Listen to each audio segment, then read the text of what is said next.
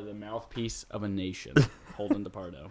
That's puts me in too important of like a threshold. I'm not comfortable with that. I don't like that. Hey, what's up, all you people? Welcome to the 14th episode of Split Screen Gaming Podcast, where three lifelong friends gather, I'm Chad Michael Innes. What's your name? My name is Holden DePardo. It's been a while since we've done this. It's been a while. I was supposed to do it this week, but I couldn't find the little script for the opening. So I'm like, where is it? Then Chad starts, and I'm like, well, shit. Nice. So we missed that. Nice. Good job, us. Okay. We did it. We have our most ambitious episode ready for you. It has to be ambitious. You know why? Because Holden was being a little bitch. Had a little sore throat. Hey, we had to delay it a week. Now we have 2 weeks worth of podcasts to catch up on in one episode. So we got some good stuff lined up. We're going to talk about this week Arms at the beginning. We're going to talk about why Chad thinks Zelda is boring and why he is also wrong. And then on Sunday... That was a dragon disagreeing with you. No, the dragons in Zelda like being in Zelda. And then on Sunday, we're going to have a E3 predictions podcast. This is going to be I like that you're gripping onto this microphone stand like you're about to fall off a ledge. I'm just holding onto it. Just comfortable. I'm just prepared. I'm ready to do this. So, before we get into Arms, what games have you been playing this week? What games have you been playing in the last 2 weeks? Yeah, the last 2 weeks. Thanks for listening and sticking with us. Also, hold on. Before we get to that part, shout out to Dane Deasy's Balls. Do you like balls? Do you like beards? Check out Dane Deasy's Bearded Balls. Just want to mention him because he's great and he reached out to us, gave us some feedback. The rest of you, we want to hear from you. So if you have feedback or feature requests or subscriber interrogatives or you want me to take a look at your beach bod for the summer and judge it, I will judge you. Podcasts are more about just talking. It's also about listening. It is. It's about listening. That's our job. Yeah. We're good listeners. And for the rest of this podcast, we will only be listening to what you are telling us. So what did you play this week, Holden? This week, I played... actually, played some Mario games this week. I've been really wanting to play Mario lately. So I played some Super Mario World on my 3DS, which was really fun. So I got my 3DS back this week. I was letting a friend borrow it. And sounds like a shitty friend. I let him borrow because he wanted to play Link Between Worlds. And I really more than I told him he should play Link Between Worlds. And here's my 3DS. You should play this. So I played some Mario. And I also haven't been playing too much outside like Tumbleweed. I'm still playing a lot of Tumbleweed. Tumbleweed. I've been enjoying Tumbleseed. That. Tumbleseed. You Tumbleseed. called. You got me. You got me. Got you. I also found I was going through my PlayStation library, and I'm like, I should play Bloodborne again because I really want to play Bloodborne. Jesus Christ. I play know. Another game. I know. I saw myself, and I'm like, I want to play something I have not played before. Because and I counted, there are like 90 games on my PlayStation that I have, and most of them I've never touched. Nice. Not even played it, I haven't touched. So I started playing, what's it called? Lords of the Fallen? Oh, yeah. Yeah. That's the one, the guys who made The Surge. Remember the... Oh, is it the same guys? Yeah, same guys. Yeah, I think. I'm pretty sure. So it's funny because I have that too. I bought it, but I haven't played it. It's super Dark Souls.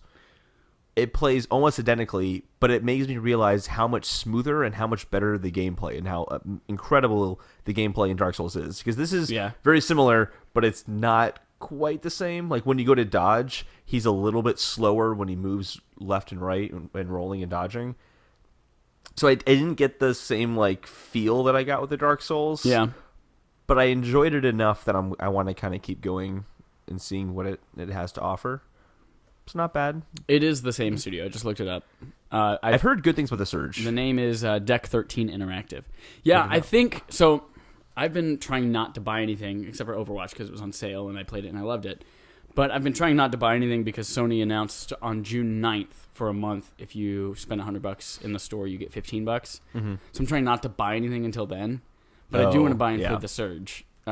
And The Surge, if you guys haven't seen it before, I hadn't. We haven't even talked about it on this podcast. No, I just found out about it like a week ago, and I sent you a video of it. And apparently, it's been around the band for a while. I saw it earlier this year, but for some reason, just kind of didn't make an impression at the time. For some reason, I don't know. It's like a futuristic robot Dark Souls. The trailer they showed off wasn't very good because knowing now that it is a futuristic sci-fi Dark Souls, I want to play the shit out of that game. I didn't never watch the trailer. I just watched that gameplay video. There was a trailer and it was like a CGI trailer. It wasn't a gameplay trailer. Yeah. And it was the main character in his mech suit, which was really cool.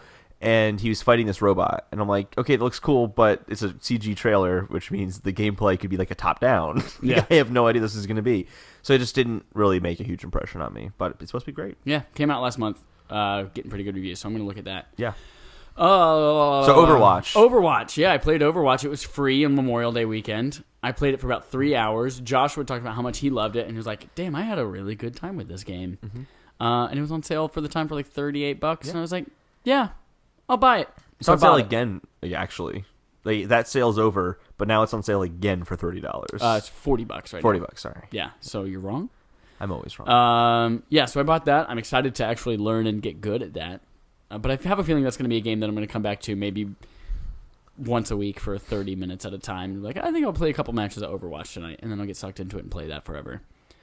I also played it and didn't. Yeah, you didn't enjoy it, but you it's don't only like just because it's not first-person my kind of game. Yeah, I'm not a first-person shooter fan, but the characters were very cool. Everyone felt unique and different and all that. It was very polished, but yeah. What kind of characters did you play? I actually played all of them. I tried to play all of them. I played every character. I played mostly just the tanks. Okay. I did one offensive character. I think I want to get good at healers too, because two of the groups that I did the entire 3 hours had healers in them. Everyone else said no healers, no healers. I was like, well, yeah, shit, somebody's gonna be a healer. That was one thing that I had a hard time with healers. I tried them all out, and I kind of felt like I didn't quite know what I was doing, because I could shoot the gun at the enemies and my guys, but I wasn't sure, like, is this the healing gun or is there another healing thing I have to do? I'm like, no, it looks like it's healing them. I just like an idiot playing that. People listening to this are going, yeah, Holden, that was healing them. You're really dumb. We got to get Josh back on here and teach us how to play it. Well, I guess I'm not going to play it, so he'll teach you how to play it. You're going to watch us play I'll just listen. And you're going to cry. Because podcasts are about listening. While you flick your Joy-Con. What else? So we both played Overwatch. Yeah. I played and beat Farpoint VR in the last 2 weeks. That game, we talked about how great it was, like the experience we had with it, the 90-minute experience I had with it at the time. But then it turned into something so much better. Like, it was really great, but then, like, the pacing was perfect, the way that when it switched from enemy type to enemy type, so that you didn't get tired of one enemy too much, because if the whole game was spiders, then woof, that would have okay, so they're not just spiders all the time. That's really good to hear. No, spiders, they have a cool boss battle with an enormous spider. Okay. And then... so there's just different spiders. Robots. And then robots. Like little flying robots, scanning, and then like giant mech robots. And do that noise one more time? That's what machine guns sound like, I'm assuming. Is that the noise you're going for, machine guns? No, they have laser eyes and rockets. Okay, that makes more sense than noise. Yeah, then. duh.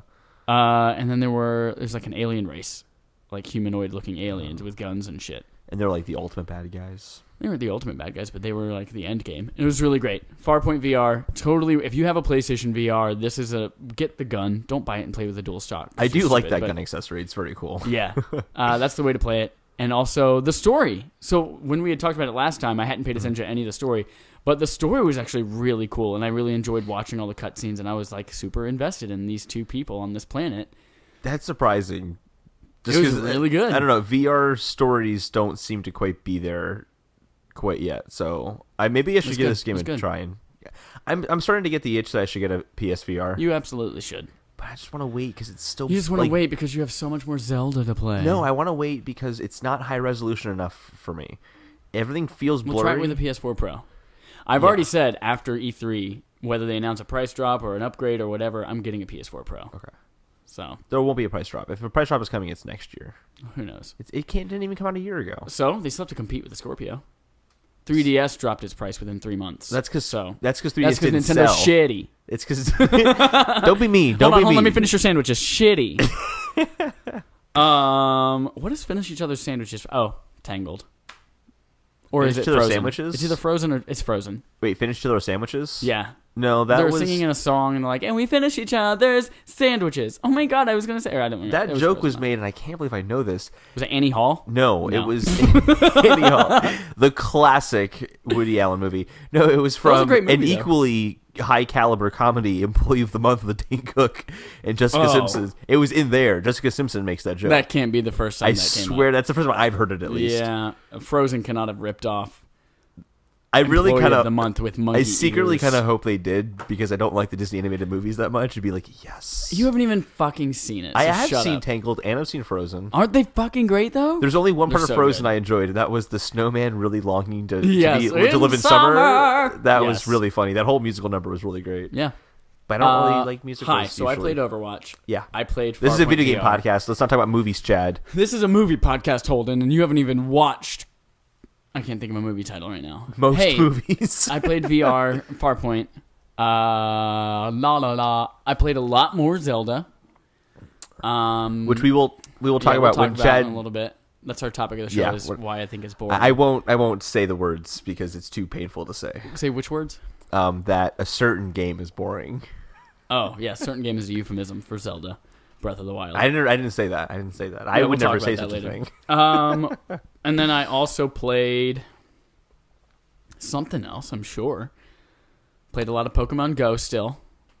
I play am that too much. 2.5 candies away from a Dragonite, and then the only Pokemon that I need is a Hitmonchan, and that's it. And I've completed the first 150, all the ones you can get here I in believe I America. read that legendary Pokemon are coming to Pokemon legendary Go. Pokemon and PvP. Ooh, what's PvP gonna do? Like you battle You against battle other each players? other, yeah. Ooh, that should have been there from day one. Right? Yeah. Well, they couldn't even keep their servers up day 1 or 2 or 90. It's because Nintendo is shitty, right? That's right. Okay. No, that's Niantic, you idiot. I think that's all I played. And ARMS. I played ARMS. Yeah, So, we just did the Tusk Punch for Let's that. talk about ARMS. ARMS! I think it'll surprise no one that I love the new Nintendo game. Yeah, surprise. Holden loves it. It's great. I think it's super fun. So the basic idea for those who don't know what it is, it's not really one-on-one fighting. It can be more than that, but it is just one-on-one fighting with arms that have like ribbon arms almost. They can like extend across the entire arena. And you Like just Inspector Gadget. like Inspector Gadget, yeah, just like Inspector Gadget, and you can change the gloves that you have. So you might just have standard boxing gloves that pack a punch, or they're like boomerang gloves and they can curve around. You can have like fast fire gloves where it shoots out like 3 little I guess like Nerf rockets almost. or you could have hammers. They're hammers. Like there's all sorts of cool gloves. So you're basically just fighting 1-on-1, or there's 2-on-2 battles. You also you can play volleyball back and forth, and you're like just punching the volleyball back and forth either side. There's supposed to be a basketball one, but we didn't get the chance to play that. I thought that was coming this week, but We it's played not. it for an hour, and there was no basketball in there. There's no basketball. There was something new though that I didn't see before, which was headlock. Do you want to go into headlock? Nope. No, You like it, so I'll let you describe Oh, it. okay. So headlock, there was a guy. He had 6 arms, and he's a computer controlled enemy. And everyone you're fighting with online is now just ganged up against him, but he's really hard. We had a pretty easy time against him the first few times, but that last time he was super difficult. Yeah. And I did not get a single hit on him because he had 6 arms and just blocked all of my punches going in. It's really fun. It sounds simple, and it is simple, but there's a lot of small details. Yeah, it's. I think what I came to realize that it is like any other fighting game. Yep. You can button mash, or in this sense, like just freak out with palsy with your hands and motion waggle mash, like you would a natural fighter. Mm-hmm. What am I saying? What are these? A natural fighter. A natural fighter. You mean Hold a on, traditional fighter? I'm gonna reset.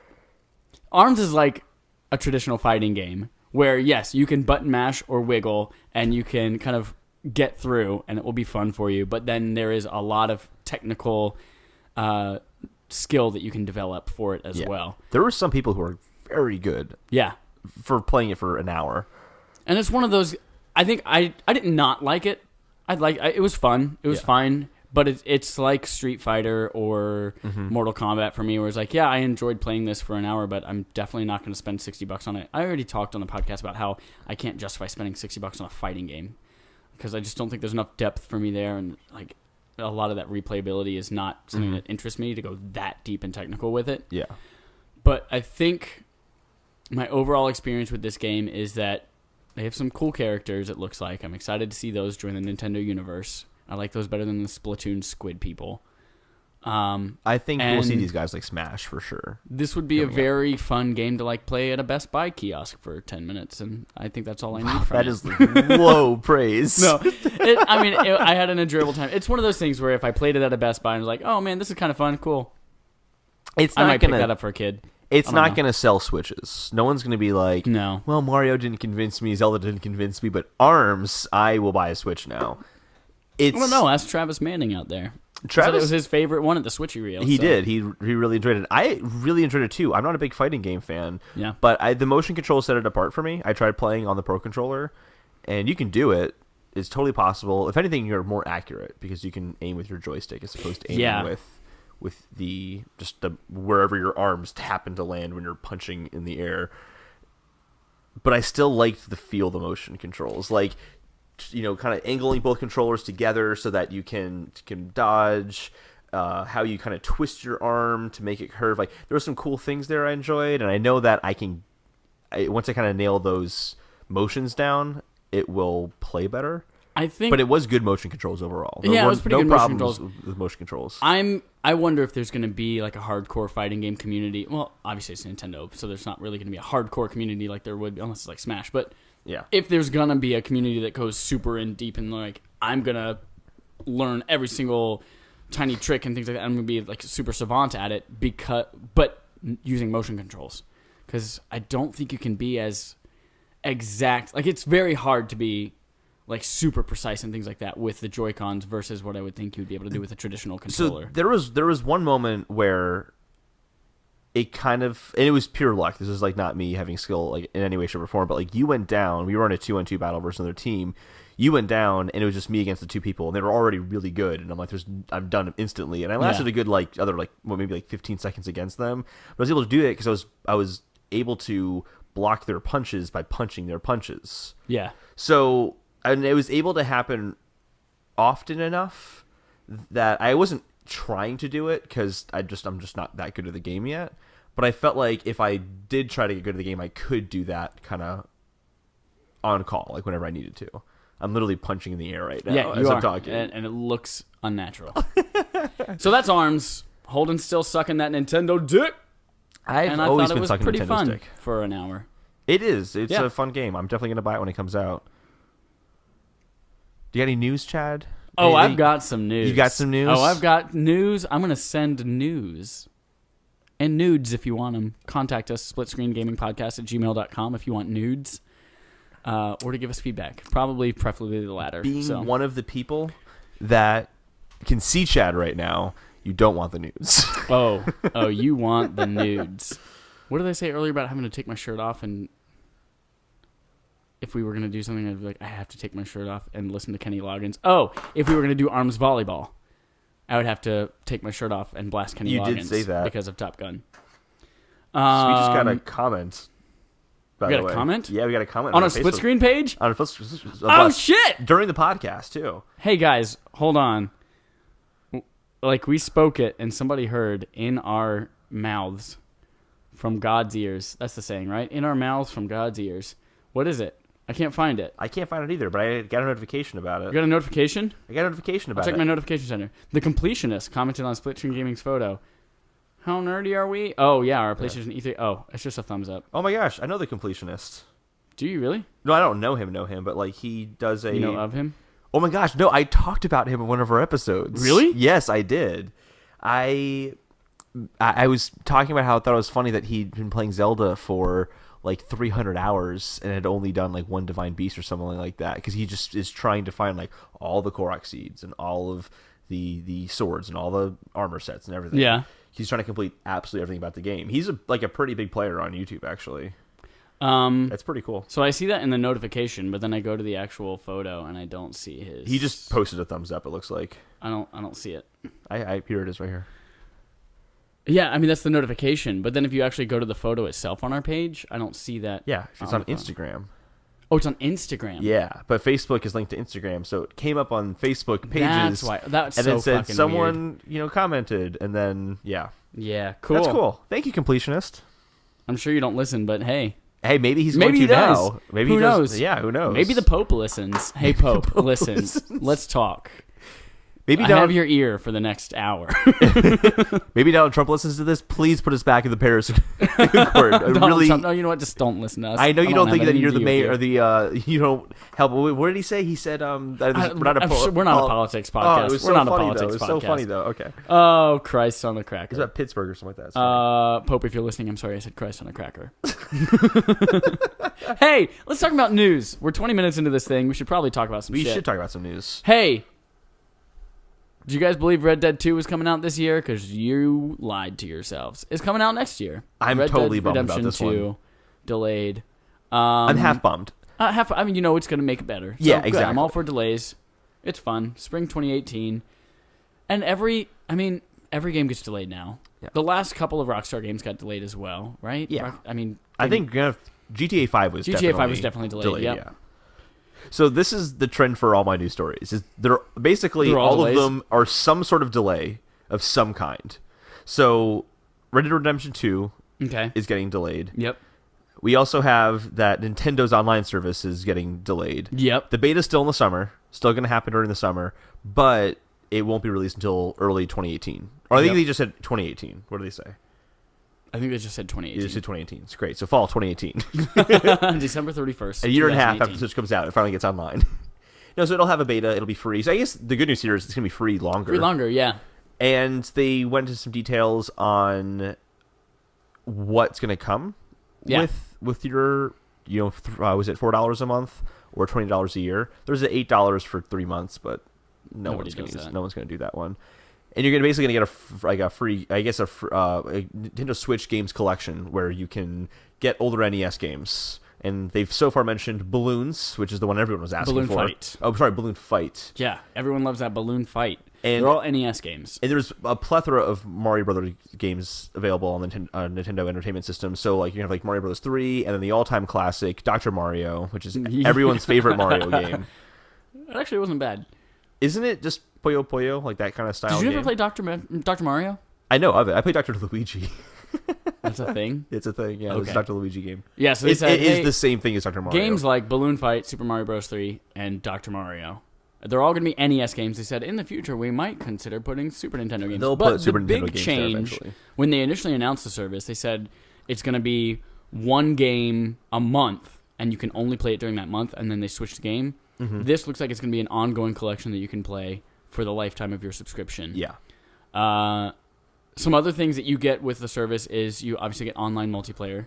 You get exclusive Nintendo online service discounts in the eShop. Yeah. But aside from that, everything else you get you can still access the eStore. You can still get friend codes and things like that with the regular service. It's cool stuff. I don't want to talk about it too much though, because I think we're in disagreement about this being a good thing or not. I think the pricing $20 is great. That's a good thing. You disagree completely. I mean, yeah, it's good for the consumer. You're only paying $20, but I mean, it's not going to be a good service. We'll see. Nintendo has no history of good infrastructure when it comes to online. Xbox Live launched literally 15 years ago at $50 just to keep their servers up and running. It didn't include game sales or anything like that. So I think $20 is not going to be enough to build what Nintendo thinks it wants to build. Or it's just going to be a bare bones, not worth the money, just online multiplayer. I think that's a topic worth delving in depth at some point in the future. Yeah. So, and plus, we might get more details here. Yeah, exactly. So, what else do you got for me, Chad? Hey, Destiny 2. Very excited about that. Is there more Destiny news? Just that they are dropping Grimoire cards and actually building in the lore into the game. So they've abandoned Grimoire cards, so you don't have to I love this world. What is it? How about you stop playing your game? Go to your mobile phone, go to bumg.net. Bumg. Woo! It's interactive storytelling. You have to interact with their website in order to get the story. I have a lot of little baby stories, so I'm just going to kind of go through a few of them. All my stories are kind of short too, honestly. Uncharted movie cast Spider-Man's Tom Holland as Nathan Drake. But you know what? This is the third person they've cast as Nathan Drake. They've gone through 900 directors. It's been in gestation for 6 years. Wasn't Mark Wahlberg on there? Yeah, Mark Wahlberg was originally supposed to play Nathan Drake. This movie's not going to happen. Nathan Fillion still looks like Nathan Drake. Please, dear God, don't let this happen. We don't need an Uncharted movie. We don't. This is assumedly it would focus on. They already made it. It started Harrison Ford, and he was looking for the Lost Ark. Yes, and he found it. It's done. It's over. We don't need any more trashy video game movies ruining our favorite franchises. Yeah, I have zero faith that Tomb Raider is going to be good either. Yeah. Give me one more, I'll go. All right, one more little baby one. Oh, PlayStation Store now has curation from game creators. I noticed this. Yeah, so there are little collections like this game creator suggests these few games. And I think this is really cool because with the amount of games available on it, this has been a long time problem on iOS as well. But like, there's so much shit on the store, and it's hard to find things that matter or highlight things that are good. So it's good that they are tapping game creators, people who are making these games, to say, hey, these are some of my favorite things that are available on the store. There was one that was weird, because I went through these. Actually, I didn't even know this was a thing that happened recently. I just was on the PlayStation Store and I hadn't been there in forever, and I just happened to see this. And Shuhei Yoshida has... Yeah, you can see Shuhei Yoshida's. One of them is Horizon Zero Dawn. Didn't he pass away like well before that game was even... No. Do you know who Shuhei Yoshida is? He's still alive. He's very much... Who's the guy? Wasn't a PlayStation guy died recently? I don't know what you're talking about. Who's the major like video games executive who died last year? It was a Nintendo guy, right? Oh my gosh, that's right. It was Satoru Iwata. Yeah, okay. yeah. Never mind. I'm a complete idiot. Not all Japanese names are the same person, Holden, you racist. Is that what I was saying? Welcome to Split Screen Racist Podcast with Holden DePardo. And a guy who happens to be here who's not associated with Holden DePardo and his racism. There's a wall between us. We don't even know what each other looks like. There's a curtain over Holden's face. A curtain of shame. I am embarrassed about that, actually. That is like totally not kosher on my part. Shuhei suggested Horizon Zero Dawn and he's dead. Oh my gosh. Okay, tell me about a Holden DePardo news story. So let's go to PlayStation for this one. They've said that Kingdom Hearts or Final Fantasy VII Remake, probably not for like maybe within the next 3 years we'll see that. Literally said 3 years. Oh my god. I'm not even a big like Kingdom Hearts or Final Fantasy fan, but why do they talk about these games so far in advance all the time? It's got to be horrible in their development team. Yeah, to have there's all another this Final hype. Fantasy VII story I've got in here too. Go for it. That is the story. It's 3 years. So there's another one. So first of all, Final Fantasy VII Remake got announced. They said it's episodic, and there are different studios working on each episode. And it's not just Square Enix. They are contracted out with other studios. And now they're bringing it back in. Yes. Again. Yeah. So now they've announced all of that development that was taking place at those third-party companies are now coming back under Square Enix, and we're taking it on from here ourselves. So something tells me... Just picking up projects midway through with a whole new team of developers. It works every time. Yep. You just needed fresh eyes in the project, that's all. So, there's that. Those aren't coming out anytime soon. Just not looking forward to that. I'm very excited for 7 Remake. I'm curious to see how it plays out and all that. But that's just everything I've heard about it just doesn't sound awesome. Square just needs to do some PR work. They just need to not talk. They need to learn things from Bethesda. Don't say anything until you're ready to release it. Like, Final Fantasy 15 wasn't even called Final Fantasy 15 when it was announced. Yep. It was a different number altogether. 2 numbers ago. It was 2 numbers ago. They got to get their act together in that way. The marketing is very off. New announced games. I have a Monster new Hunter games. XX. Yeah, new Switch game. That's a 3DS port for the Switch. Yeah. So not a new game. And have crossplay, but too. A port. But yeah, that's pretty cool that the 3DS very and cool. Switch versions have crossplay. I think that's going to be the model for the Pokemon game. And as soon as it comes out, Travis Manning will come across the land. Travis Manning is very another excited. 100,000 hours. Travis is a massive Monster Hunter fan. He tried to get me to Monster Hunter for at least a year. Yep. I saw that, and I was like, oh, Travis, don't you know that Holden hates Monster Hunter? I did play Monster Hunter 3. I bought it. I played it. Yeah, I didn't like it. Wasn't for me. I'm into the idea of Monster Hunter. Yeah, totally. I've played a demo on the PSP Go of a Monster Hunter game, but I don't think I got a grasp on how to play it well enough.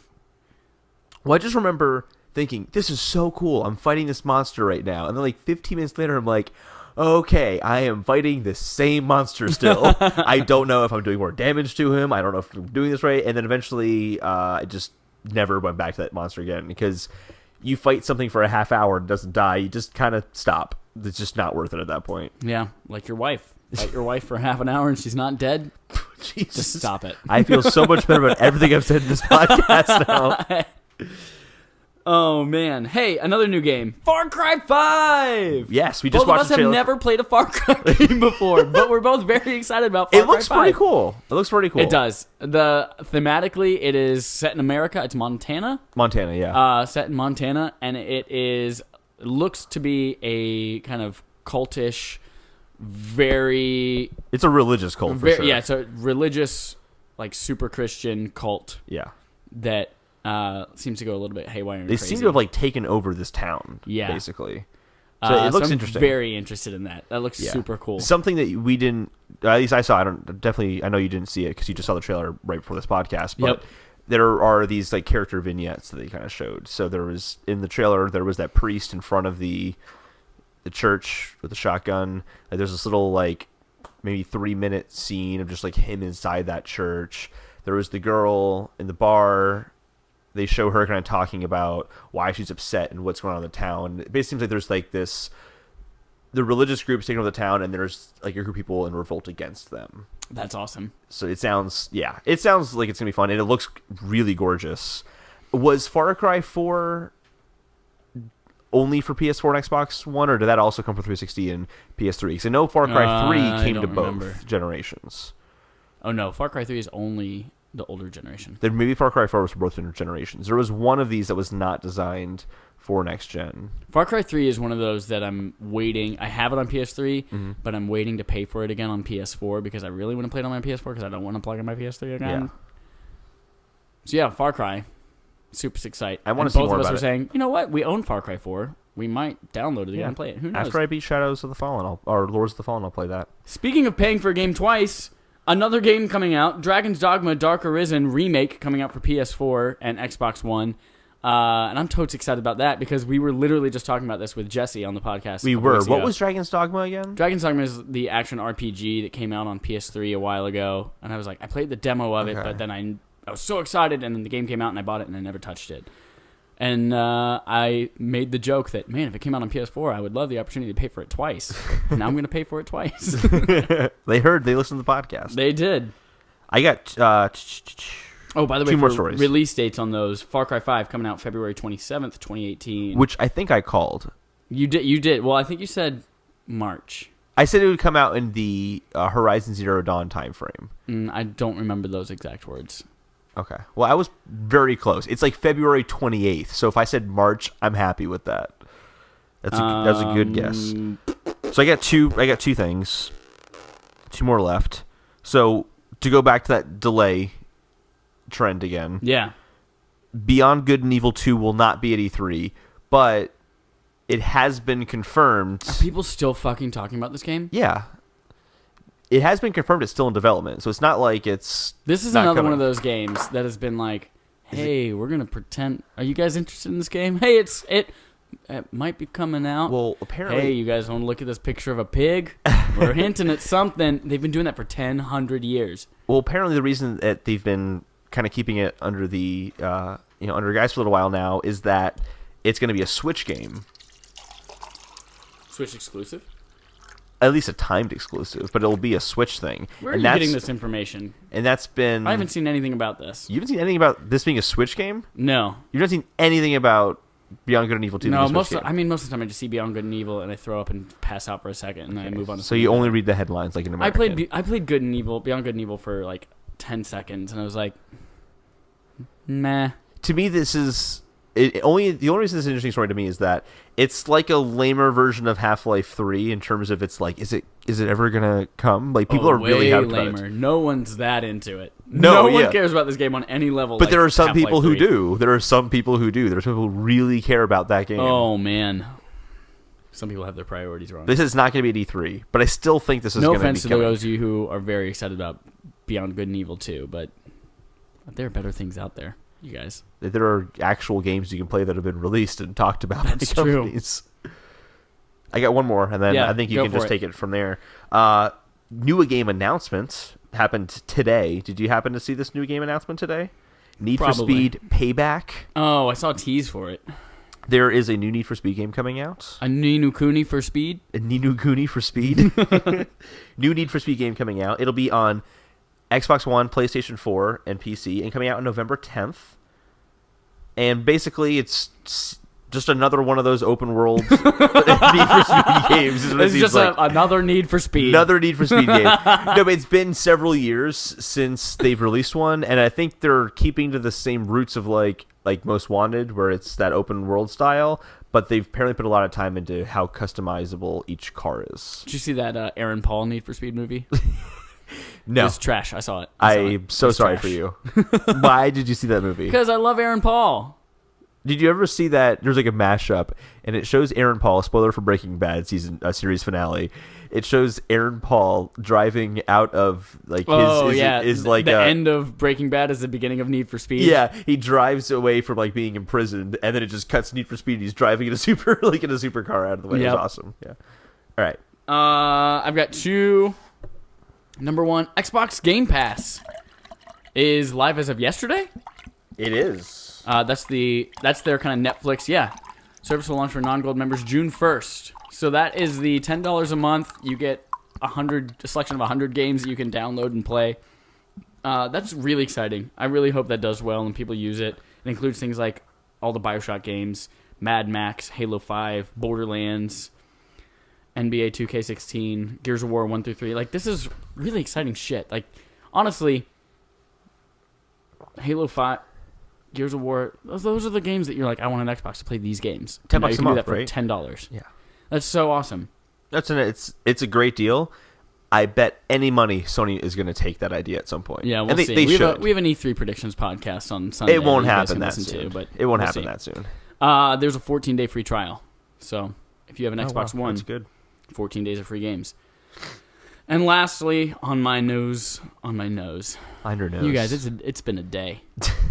We played Frisbee. We did. Oh, that's another game we played. We played Frisbee. But no, see, we played real Frisbee, though. We weren't like playing like I was not wearing a VR helmet. Frisbee. Nope. We're tossing a motion controller back and forth, or move controller back and forth. I rolled my ankle. You did.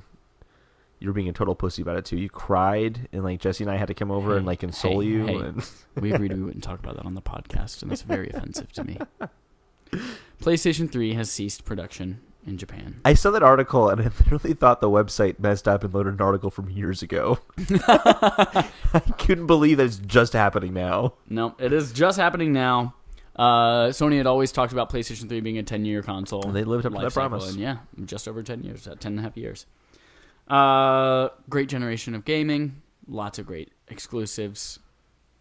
We'll miss you, PlayStation 3. I haven't turned you on in years. I have a lot of things I want to play on you, but I just don't want to turn you on. And I think that I was about to say an E3 prediction thing, so I'm just going to stop. Yeah, we'll wait till Sunday. Save it for 2 days from now. I can't wait 2 days. Hey, heads up. 2 days from now. We already mentioned this. On Sunday, we're going to have an E3 predictions podcast. We've already mentioned this. I know, but I just want to let the people know again, because in case rules of tuning in screenplay writing, you have to mention something 3 times before the audience finally And this is a screenplay right here. This is not a podcast. We've already mentioned that this whole show is scripted.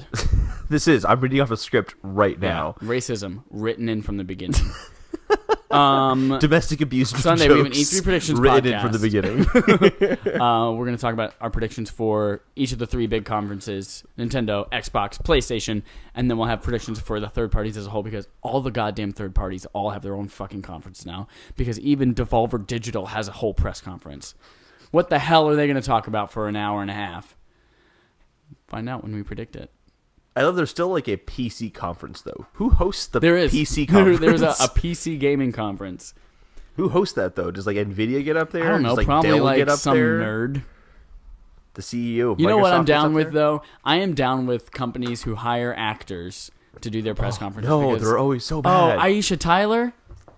During the Ubisoft press conferences for the past, 4 years? She's so much better than those, hey, I am awkward and I'll talk about Pele and FIFA for That's a good point. 20 minutes. But I guess there's these teams of 1,000 people who make these make the new Assassin's Creed game. Yeah. And they couldn't find one person who works in that team that can just stand in front of a crowd and talk. Nope. Can't happen, apparently. Nope. Kevin Butler, man. Kevin Butler Butler's been the best one. But those things always bug me because I'm like, they don't actually go home and play these games. Like, they say they do, but I don't believe that Aisha Tyler is like going home being like, oh my god, guys. She does. She plays Steep? I doubt she played Steep. Oh, no, probably not Steep. But she's a big gamer. Is she really? Yeah. Have you ever listened to her Game Over Greggy show? No. Yeah, she's a gamer. Oh, okay. All right. Maybe they hire... You just hate women. And people who aren't white. Yep, you got it. I've been called out right here. God. I'm a white male, racist, from the sexist. That's our motto. Yeah. What's our motto? We're great people. I said racism baked in from the beginning. Split screen gaming. You guys. What's next? What's on our thing? Oh. Yeah, you gotta tell me. Are we already there? You're already 40 there. minutes in? You were telling me why Zelda Breath of the Wild is boring and so I have to, why you are wrong. I have to put a disclaimer. I have to put a disclaimer in here. One. I'm going to be respectful. I'm going to be respectful yes, for doing this. Yeah. That's essential. Yeah. One. Holden, this is not a personal attack on you. I know that you identify most of your personality I'm going to DDoS your website. I know that you identify most of yourself and your whole being with Zelda. I just want to point out, because you guys can't see this, but Chad is holding his hand up to his heart on his Zelda t-shirt. On my Zelda t-shirt, yes. This is not an attack on you. Two, this is not an attack on Zelda as a franchise. I'm done with this podcast. I'm over. This is done. Three, I don't hate this game. It's a good game. But there are a lot of things that are just boring about it to me. So I'd like to take you through a couple of things here that I've played this game now. I've done 3 of the Divine Beasts. I've watched you do the 4th one that I haven't yet done. Mm-hmm. I have done, I guess I'm around like 45 shrines. It's a good amount of shrines. I've got almost the entire map completed. Yeah.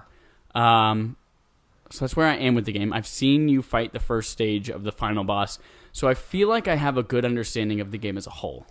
I'd say at that point, yeah, you have a pretty good understanding. I'd honestly even say you don't have to fight Ganon to have a full understanding of that game. No.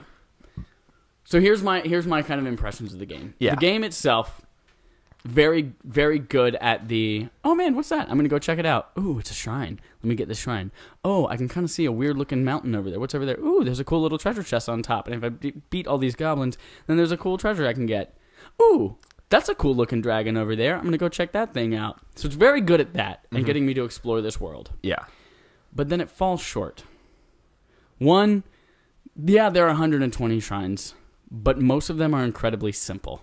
They are very simple. A lot of them. And that's kind of a gripe I have with the game as a whole, is that it all feels very simple. It's very vast. Yeah. There's lots of things to do in this world, but all of them are very easy, and they're all usually like a one-trick kind of thing. Once you, that's the trick, boom, temple solved. That's the trick, boom, shrine solved.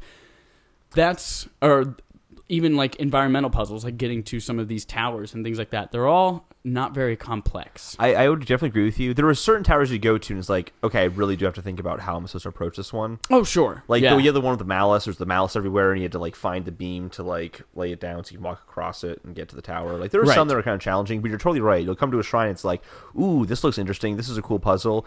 And it was literally just that one puzzle, and then you're done with it, and you're like, that took a minute. Right. And I got here. There are some you get to, it's much meatier. There are certain shrines that do feel a little bit more like dungeon-sized, but they're not... They still don't have that feel that like a full dungeon would have in, say, like, you know, like with the Forest Temple or something like that. Right. In Ocarina of Time. Nothing... Even the Divine Beasts don't have that feel. I would definitely agree with you there. That comes to my next point. Yeah. The Divine Beasts, while massive... and they have some cool techniques with like each one turning them in some way. Yeah. They feel super empty. It is literally a big hollow body. You might fight 1 or 2 baby guardians and then the boss. Yeah. And it's tough not to compare these with older Zelda games where you do have something like a Forest Temple where there's all sorts of different tricks and you have enemies all over in every room. There are usually mini bosses within this temple. So I do feel like each of these 4 big dungeons, or not, I don't want to call them dungeons because Nintendo's not calling them dungeons. They're Divine Beasts. They're different. But I do feel like they're empty. And even those are simple. Yeah. There's usually the camel's the only one that has a more complicated puzzle. The camel was difficult in an unnecessary way almost. Yeah, eventually I got to a point in the camel where I just kind of just let the inside rotate until I figured out what was the best. Yeah. There was not a lot of like, oh, it looks like if I try this, that will work. That never happened in the camel for me. Also, we might get into a little bit of spoilers here, so if you don't want to hear it... I think at this point, the game's been out long enough. It's been out. Yeah. Everyone's played it. So yeah, the Divine Beasts, they feel empty to me, which is sad because these are like the 4 big pillars of the things that you are going to complete in this game. Then you get to them and it's like, oh, there's not a whole lot of challenge in here. There's not a lot of threats to me in here. Yeah. I just got to figure out how to rotate this to get a ball into a hole so I can fight the boss. Yeah. It's kind of funny because it used to be that in Zelda games, the open world was kind of the safer place to be in, and then you go into these dangerous dungeons. Yeah. And now it's like, I'm in this dangerous open world, and thank God I just found a shrine, because I can refill my hearts like when I get in there. Yes. I'm looking for those shrines. Like, oh, God, I'm down to like 2 hearts. There's a shrine in the distance. I'm going to go get my spirit orb. I totally agree, actually, with what you're saying. Yeah. Like, definitely you get to a shrine, and it's more bite-sized. It's smaller. And I think that it's... I'm just trying to like not necessarily defend Nintendo, but just trying to see like what their thought process was on that. And I think that what they were trying to do was kind of create a more like in and out gameplay kind of experience where you're not just like in the middle of this dungeon that's like, you know, very long and large and daunting. Sure. They want you to explore. They want you to explore it. And so like you get to this dungeon and it's like, well, I really want to do this dungeon right now. It's cool. Or the shrine right now. I just it's really cool. But I also was going to this mountain and I want to keep doing that. So if it was this like hour-long shrine you got involved in, it would take you out of that exploration too much. And I'm sure that was a tough balancing act for them. Because you notice there are some shrines where the shrines are similar in their design and the puzzle type that they offer, as if they're kind of building off of the same idea. But that would have been really great if they were all together. That's exactly how I feel, is that they have taken what used to be a dungeon and they've split it up into 10 different parts and scattered it all over the land. But what was cool about it when it was a dungeon is that you learn something in one room and that feeds into another room. Yeah. And then you have to go back to the other room to fix something else that now you have new insight on. So it all kind of worked together cohesively, whereas now the shrines are like, cool, fix that one little trick, move on to something completely unrelated over here. I'm actually glad you brought that up because I actually thought a lot about that because there was I forgot the guy's name. I think his name is Mark Brown. He does these YouTube videos where he basically just dissects like level design or just gameplay design in general in video games. He had one thing where he talked he has this one thing called Boss Key where he just really goes into like Zelda dungeons and breaks them down. Yeah. And they're really, really good actually. But there was one where he talks about Mario games and he's like, how do you make a Mario game accessible for everyone and also challenging at the same time for more advanced players? And he talked about how level design works in Mario. You have like this one little like platform puzzle you have to figure out, but it's kind of simple at first because if you fall, there's something you're going to land on, so you don't die. You can just try it again. Right. And then once you figure that out, then you go to the next one. It's a little bit more challenging. And this is not in like World 1-1 than World 1-2. I'm talking like in World 1-1 within the same like level, you'll have this kind of like escalation in the difficulty of that mechanic or that idea. So they kind of took that in Breath of the Wild and said, well, cool, that first platform puzzle, that's now just one shrine. And they kind of broke down what was one level into one simple thing to approach, almost as if it was like a mobile game or something. It's weird. It is totally bizarre. Just a shout out to an interesting shrine. I love that they played with this idea. I wish they would have gone further. The 2 shrines on the very top of the mountain peaks. Yeah. Where you go into the shrine and you just have to remember what it looks like, and that's the solution to the other shrine, and vice versa. That was a really good one. Yeah, there were definitely some shrines you come to and you're like, oh, that's surprising. I didn't anticipate that. There was what was it? It's actually, this is funny because this is kind of going against what you're talking about. It's a smaller puzzle that it's only the one puzzle and that's it. It's done. It's over. But you walk in and it's a giant block and then a rail that just goes super high up into the ceiling. Oh yeah, you know what I'm talking about? Like that's one I did while you were pooping today. Oh, did you? Okay. Yeah. Like I really enjoyed like that one. Like that was a cool little surprise. Oh no, you weren't pooping. You were thumping in VR. I was thumping in VR. Oh, we didn't mention this earlier, but you played a lot of VR today. I did play a lot of VR today. Yeah. Cool. Sorry. Continue. And I liked kind of some of those like quick surprise ones, but you also got those really disappointing ones where like you find a shrine, you walk in, And it's just a chest for you to collect something. Yeah, I said just by getting here, you've done your... Yeah. You've proven your worth. Like, and there are some times where that's okay. Like, there was one... Like the labyrinth on the island. Like the labyrinth, exactly. Like, that whole thing was the puzzle, and then you get there, and like, that's your reward. That's fine. But there are times where, like, there's this rock, in the side of this cliff, looks like I can blow it up. And you blow it up, it's like, oh, shit, there's a shrine in here. This is great. And you go into it, here's your chest. I'm like, yeah. Oh, I wanted to, like, find a shrine and then do something when I got in that shrine. Yep. So... I guess in how to kind of play the next Zelda game, I want less shrines. I don't want 120 of them. There's just too many of them. So what else? Speaking of chests. Yeah. I don't give a shit about chests in this game. I feel like in general there's a lack of reward in this game because the chests you open will have, here's a sword that is a lot less than the swords that you already have. Yeah. Or here's a shitty bow that you have 3 bows that are better than it already. Or here's an opal, and I don't know what the fuck to do with an opal yet. I was like, okay, I can sell it for some money, but do I need it later? I don't know. So I've gotten to the point where I'm like, there's a chest up there, and I could spend 3 minutes figuring out how to get up there, but I really just don't give a shit about what's inside of it.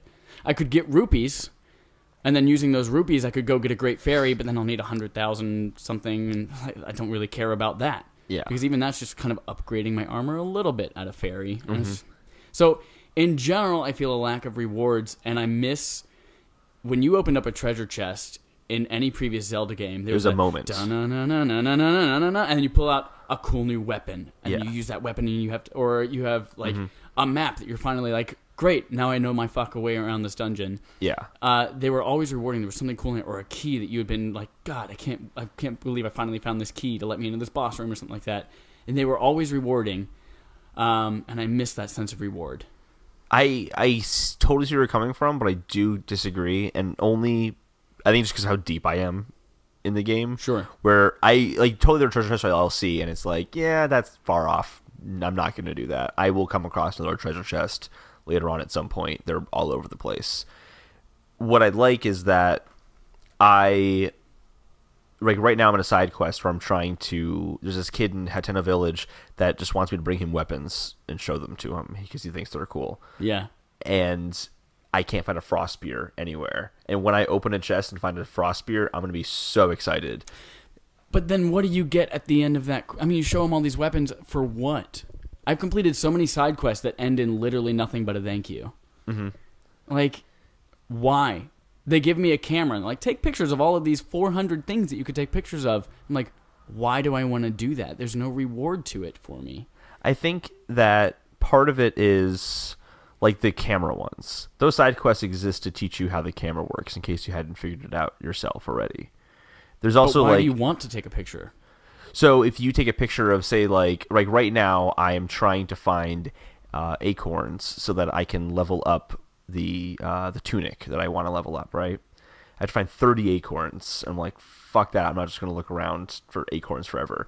But if I find an acorn and take a picture of it in the Hyrule Compendium, I can then, because I've upgraded my Sheikah slate, track whatever I've taken a picture of, just like I track shrines with a little beeping sound. Okay. So if I'm just around an acorn, it'll let you know. It'll let me know.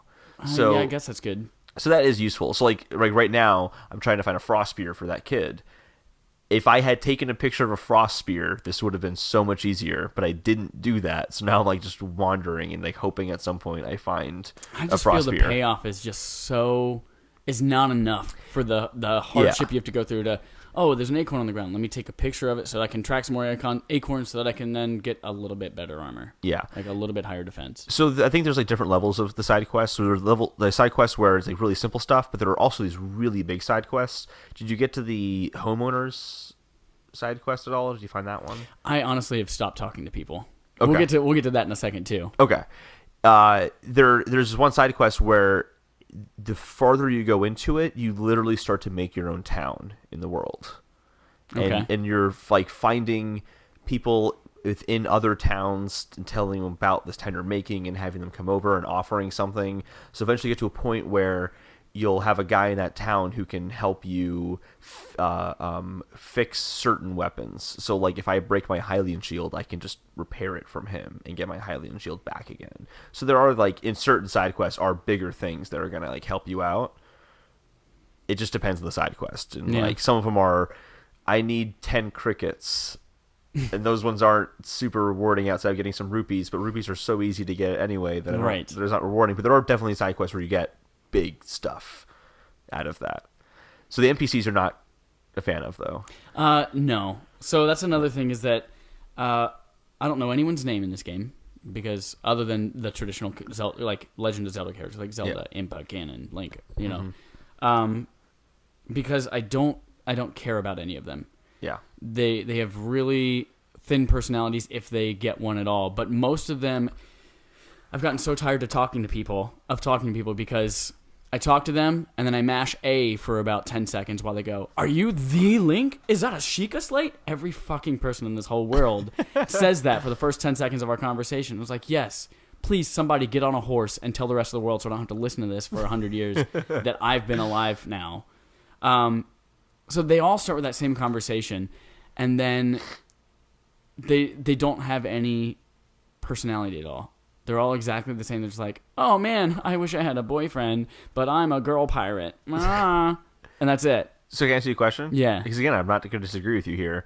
How is that different than other Zelda games? It's not so different from other Zelda games. I think I was spoiled by Horizon Zero Dawn.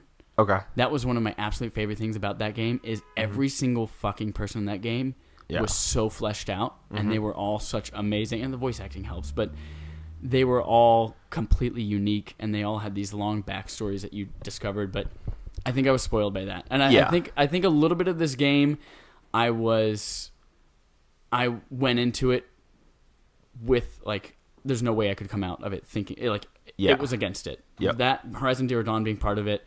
Another thing is that everyone was always like, "Oh my god, it's this big open world and you can do anything and they don't hold your hand at all. There's no glowing map markers." And it's like, well, every single side quest has a map marker and it's a glowing dot and says, "Go here, talk to this guy." And then you go there, "Oh, talk to my wife over there." And there's a glowing dot on the map. Not all of them. Every single main quest so far, every single side quest, that every was single side quest that I've discovered has a little glowing dot. Every person that offers you a side quest has a red dot next to their text as you walk by them so far that I've noticed. Yeah, that is true.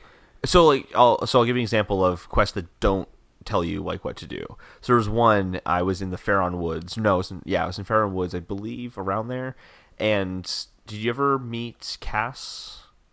I don't know. I told you I don't know anybody's names. So Cass is the bird with the whatchamacallit? Oh yeah, I talked to him like 3 times and got bored of whatever he was trying to say. So you'll find him around the world sometimes when he's playing his accordion. Talk to him, and there's like a riddle he'll give you, and one of them is like, follow the path until the serpent's tongue, and then like something will happen, and you have to like figure out like what he's talking about. I saw him outside today while I was playing while you were in VR.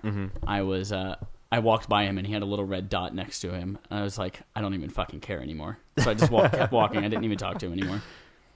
Do those ones. Those ones are actually really fun. I like the Cass ones a lot. Well, if I can remember where he was. There's always, because like there's one where it's like, it was like find the horned beast and have him stand upon like this or whatever. And he had to find a deer, like capture the deer, ride the deer to the certain point, and then like stand on a shrine pedestal. There's like cool things like that you have to kind of interpret. The main quest though, I noticed that they would give you like an option. So like with Impa as an example, she would ask you like, do you want to know what Zelda had to tell you? And if you say yes, I do want to know what Zelda had to say, then it tells you where the 4 divine beasts are and exactly what to do. But if you just said, I don't want to know what Zelda had to tell me, you'll never get those dots. Gotcha.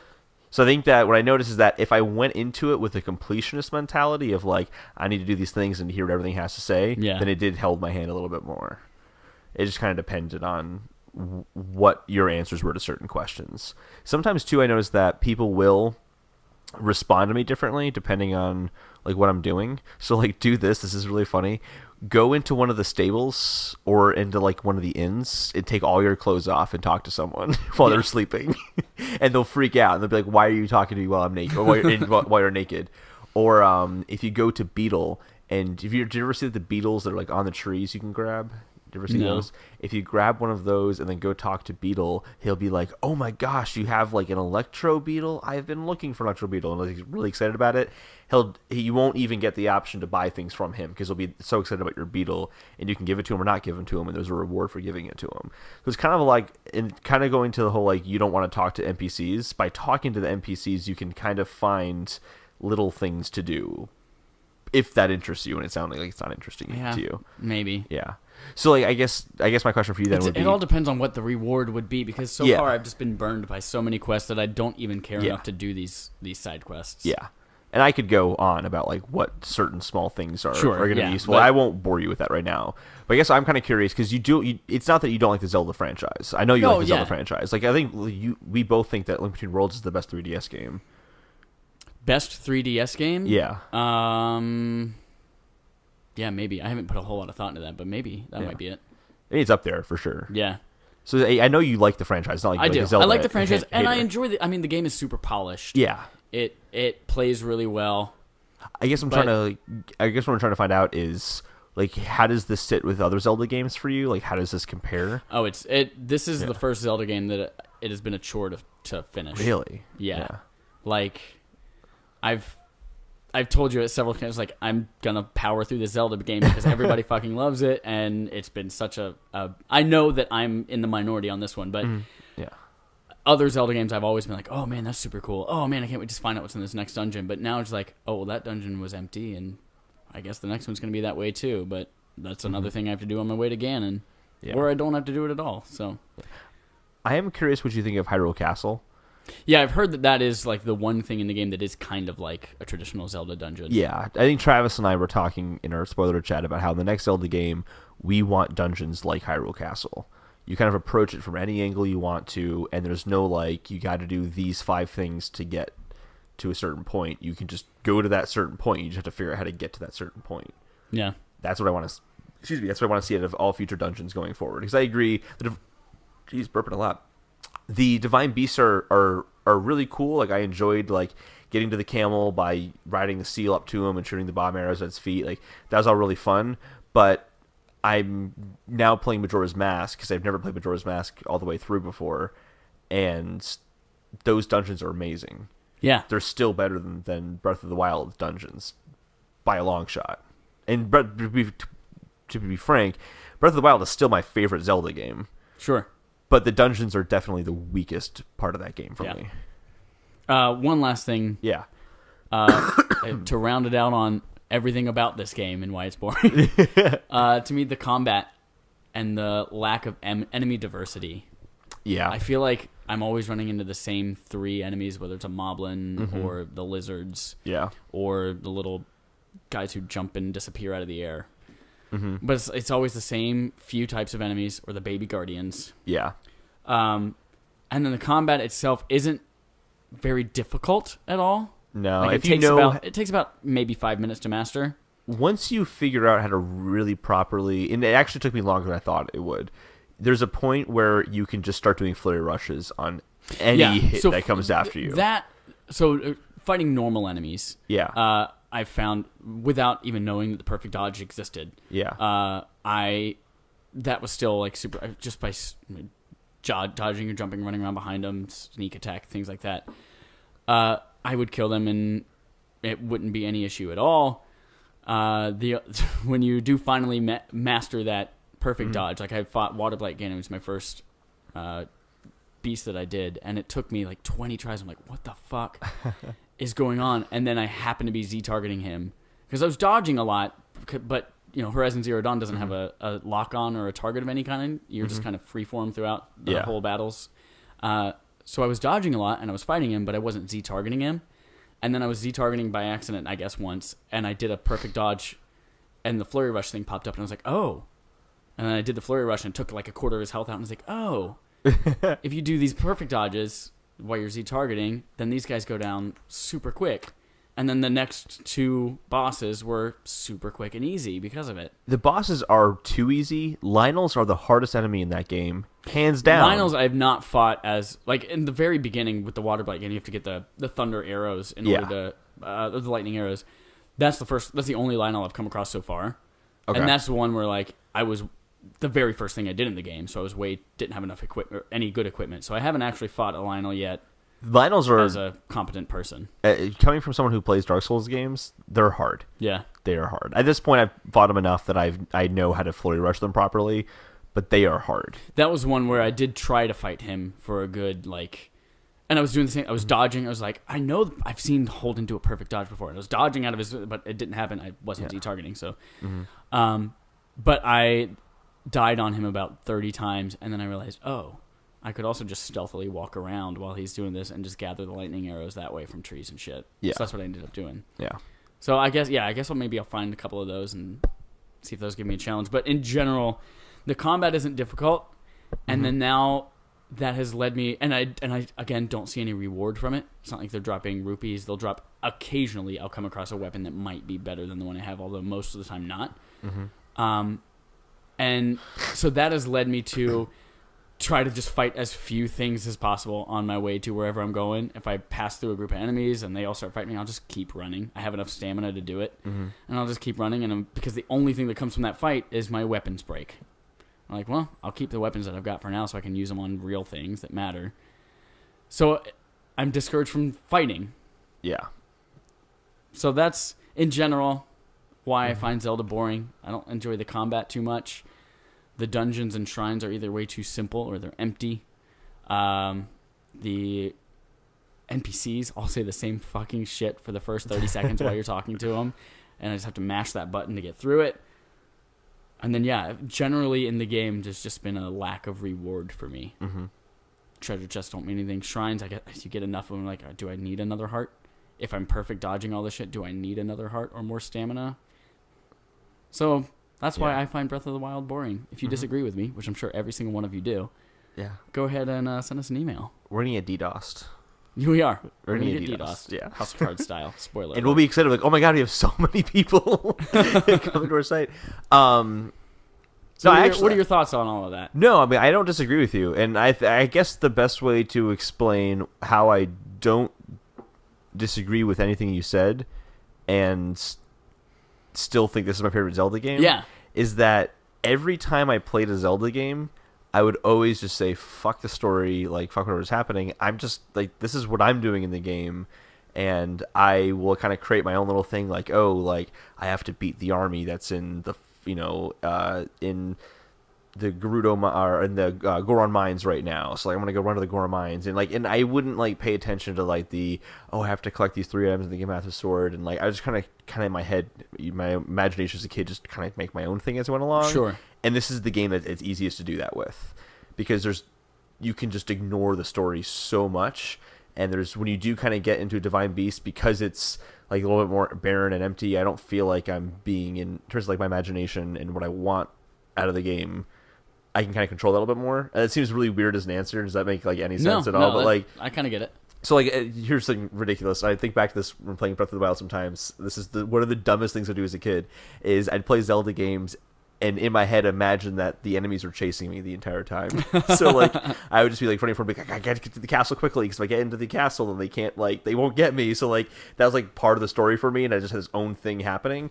But it was always frustrating when you get to a point in that game where it's like, okay, now there's this cutscene, and I'm like, I don't care. Like, I just want to do my own thing right now, and I don't get that Breath of the Wild. I get to the cutscene, I can skip over if I want to, or like, I'm going over to the mountain for this reason. I'm trying to hunt Lynels right now, so I can upgrade certain items, and like now I'm like on my own little journey to like hunt Lynels, and it's I don't know, it captures my imagination in a way that other Zelda games haven't even done.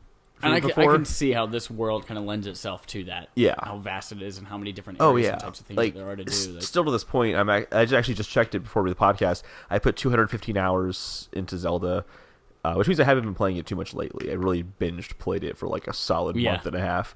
So I'm playing it a little like sparingly now, but I still, when I'm like on top of a mountain, just look out at the vista and it's just like the rolling hills, and I'm like, oh, this is so amazing. Like, I still like love just looking out on the vistas. Yeah. But you're right. It is, as much as there's a ton of things to do in there, I don't want to look for Korok seeds that much. Yeah. Like, there's all like tons of things to do. Will you tell me, like, what do they do? The Korok seeds? Why do I want them? So you haven't found? Do you have the Master Sword yet?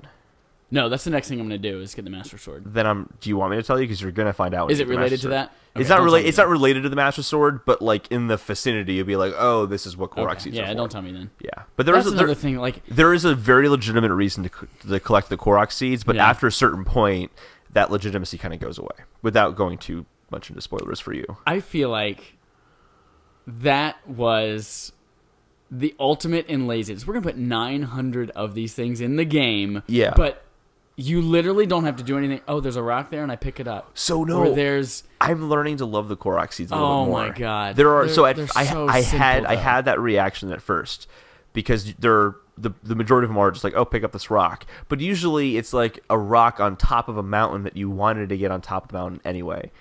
In defense of the rocks, yeah, they're easy to find, but it's also one of my favorite moments of the game is when you pick up the rock and then just drop it on his head. I started doing that once you told me. Yeah, isn't that great? Yep. It's so much fun. It always makes the sound whenever you hit them. But there's some that are like really difficult to find. Like there was one. There's like a little like it's like I guess like a track, like a lap you can run with your horse, but it's like an abandoned like desolate little area, like it's like ruins of something. Okay. And there's these 10 targets surrounding there. And I'm like, I wonder what would happen if I knocked all these targets down. And I knocked all the targets down. And he goes, you got a Korok seed. And like it's kind of nice for those people who are like, oh, like I noticed this light pattern in the world. I wonder if I do this, if it will start working. Yeah. Like there's one in Hyrule Castle where I knew there was a Korok seed there the entire time, and I didn't figure out the Korok seed until my 5th attempt going in, and it was so simple I felt like an idiot. It was one of those ones where it has like the 5 pedestals, and 4 of them have an apple, and you have to put an apple on the 5th one, but this one was hard-boiled eggs. And I'm like, I know how I have an egg, but there's a campfire over here. I'm going to light the campfire and then just drop the egg on there. Maybe that'll make it hard-boiled.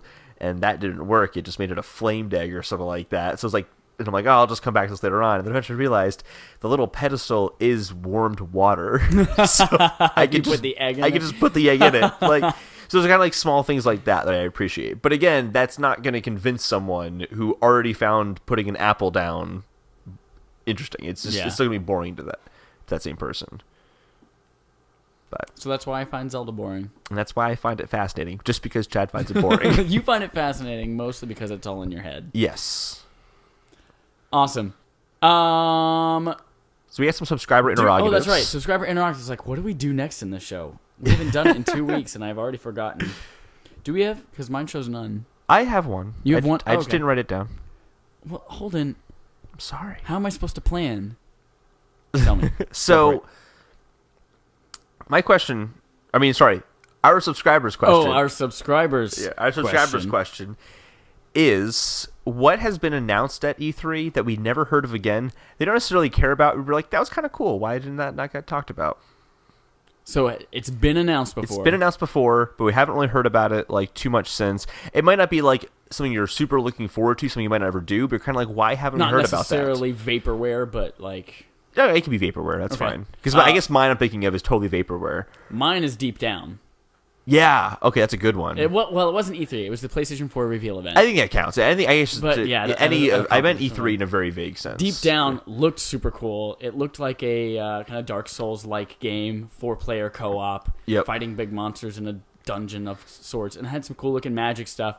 That looked like a really cool game. It was going to be free-to-play. It's from Capcom. Mm-hmm. And then we didn't see it.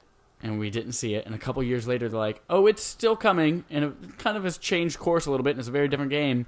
And now it has been 4 years. Yeah. Was it 2013 was the reveal event?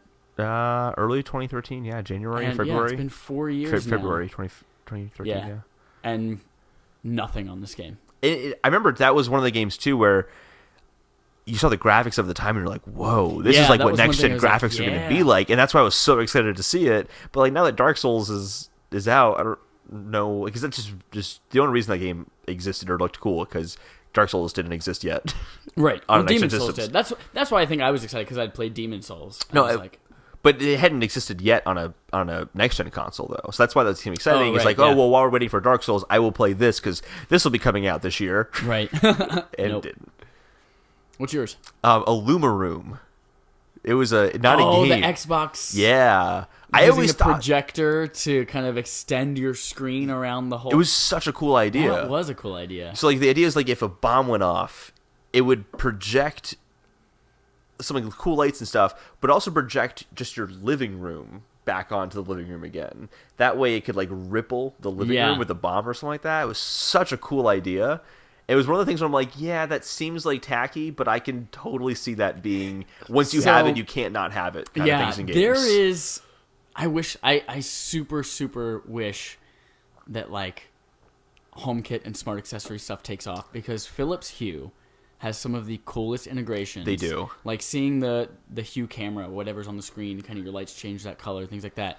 I've watched a few episodes of Sci-Fi's 12 Monkeys with the sync feature on, and the lights will, in the show, if there's a gunshot, they'll flash, or if there's like they have this time portal machine where it kind of charges up and your lights generally get blue and brighter and brighter and brighter until he zaps through and then they're gone.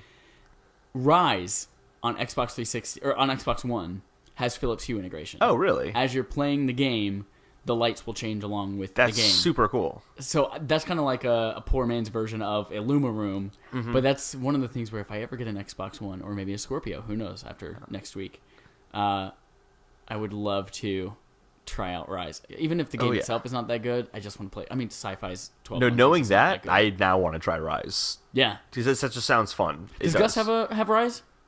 Before he sells his 360? I don't think he does. Why do I keep calling it 360? It's already gone. Oh, it's already gone? It's already gone, yeah. I was talking to him yesterday and it wasn't gone. I think he went to GameStop and traded in at GameStop. Oh, okay. Yeah. Well, damn. Yeah. If you have a God, it's not a 360. It's an Xbox One. Xbox One. If you have an Xbox One and you have Ryse and you would like to give it to me and don't have to I don't have to go pick it up somewhere. You just want to literally drop it off in my apartment, and I don't know. I don't even want to talk to you while you bring it back. I would love to do that. So bring it to me. Let me play it with Philips Hue. I might get a Scorpio this year, so maybe we'll get. I have Philips Hue, so we can do. Yeah. One actually, so I have to share my this is really cool Philips Hue. There are some apps you can get that you don't necessarily have to watch a movie that's designed to work with Philips Hue. Like there's an app you can get that will, you point your camera at the TV and it will, Hue camera app. Yeah, and it will just adapt to what you're watching. So you're watching Star Wars, and when we were on Hoth, the lights were really bright and white, and we get in space and they dim down and get darker, and it was cool. I have an iPod Touch in my apartment, mostly for if company comes over and they need to control the lights, they can use the iPod or something like that. But also that's what we use our Hue camera for. We set that up on a little baby tripod on the coffee table, and I played through Uncharted 3 with all of that. So and when you're in Nepal and all the bright colors and there's kind of reds of the clay and things like that, your room turns red. Or you're in the desert and fucking everything is sandy and you're in the... Oh, God, it's so good. It's so freaking good. Yeah, it is immersive in a surprising way. Also, if you watch Planet Earth with that on, that's a good time. That's a good one. Yep. Yeah. Well, cool. Do you have any interrogatives at all? No. No? Once again, we'd love to hear from you. Give me questions? A call. My cell phone number is 867-5309.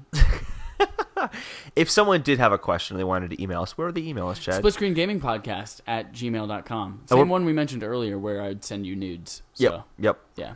Cool. And then what's our Instagram? Instagram, which someone commented on today. Some dude that I forgot his name already. The champion? completionist. The completionist. The completionist. That was a C word. One of those other C words. Instagram is, what am I saying? At SplitScreenGP. Twitter is at SplitScreenGP. And that's also where, if you need updates on, hey, I miss Holden and Chad, where's their podcast this week? I've been tweeting that out. Hey, Holden's throat issues. Actually, I think I said, due to throat difficulties, we are postponing until Friday. So yeah. Oh, also something very exciting. Holden and I are going to the PlayStation E3 conference. Oh, yeah. PlayStation E3 event experience, whatever the fuck they're calling it. At a movie theater. Yeah, where they show the conference live at AMC, and Sony gives you, they're going to get exclusive poster and the Sony exclusive trading cards and things like that. If you follow us on Instagram, you totally would already know about this. Yeah, you would absolutely already know. And we spent 2 days freaking out about it. Matter of fact, the completionist already knows about it because that's what he commented on. That's what he commented on. So what are you guys doing? Too, which is going to be really exciting. So stay tuned for our thoughts about that. Yeah. E3's coming so soon. I can't wait. I'm so excited. This is going to be a big E3. This is going to be a fun one. I'm excited. She said that. Scorpio, Nintendo post Switch, and Sony just is. Sony just always does a good job. Killing it. Still killing it. They really do consistently every year knock it out of the park. Well, at least for the last 3 years. But every year where they haven't knocked out of the park, it's like, well, Microsoft also didn't do that well. It was just a slow year. Yeah. Cool, guys. Cool. Thanks for listening. You're a bunch of palm fronds.